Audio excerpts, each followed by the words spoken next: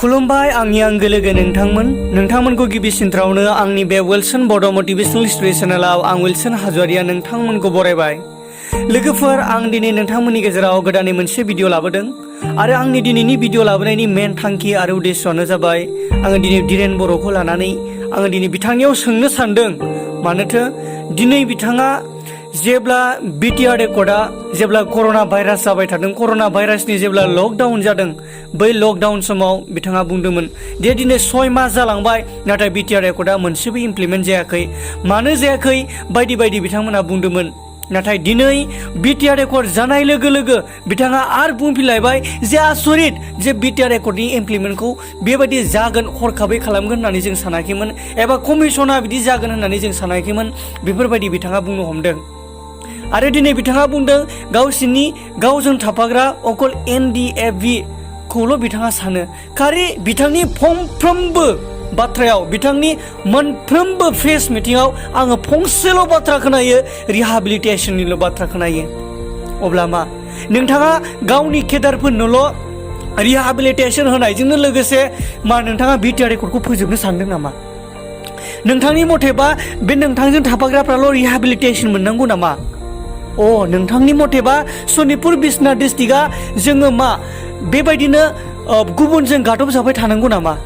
नोंथांनि मथेब्ला सनितपुर बिसनाथनि मानसिफ्रा जाम्बा जानानै थाबाय थानांगौ नामा?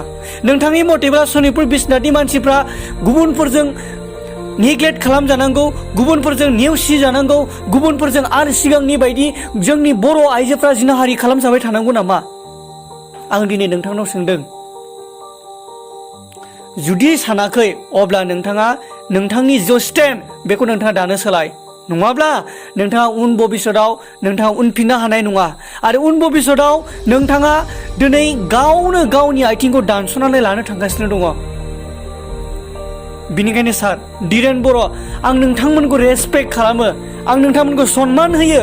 मानोथो दिनै नोंथांमोननि गेजेरजोंनो दिनै नोंथांमोना गावसोरनो सागान होनाय, गावसोरनो सिगनेटरि जानानै नोंथाङा दिनै माब्रै बुंखो जे बिटिआर रेकर्डआ दानो जानाङामोन, बिटिआर रेकर्डनि इमप्लिमेन्टआ दानो जानाङामोन होननानै नोंथाङा बोरै बुंनो हाखो? आं दिनै नोंथांनाव सोंथि सोंदों। आरो मा नोंथांनि सागान होनायनि मेन थांखियानो बेनोमोन नामा जे नोंथांजों थाफानाय केडारफ्राल' रिहाबिलिटेसन मोननांगौ? बेबायदिबा नोंथांनि जि साननाय बे बहुत गिदिर गोरोन्थि। मानोना जों बर' हारि हिसाबै जोङो दिनै बर' समाजनि थाखाय सानो, जोङो बर' हारि हिसाबै जोङो जोंनि थाखाय नङा, जोंनि इयुन जेनेरेसननि थाखाय जोङो सानो। नाथाय नोंथाङा सानदों गावजों थाफाग्रा अनलि केडारफोरनि थाखायल'। आं दिनै जोबोद दुखु नांदों नोंथांनि बुंनाय बाथ्राफोरखौ, आरो आंल' नङा दिनै गुटे बुहुमनि बर'फ्रानो नोंथांनि बाथ्राखौ खोनानानै दुखु नांदों जानांगौ। आरो बिखेखय सनितपुर आरो बिसनाथनि मानसिफ्रा दिनै नोंथांखौ जोबोद दुखु फोरमायदों आरो नोंथांखौ जोबोद दुखु मोनो।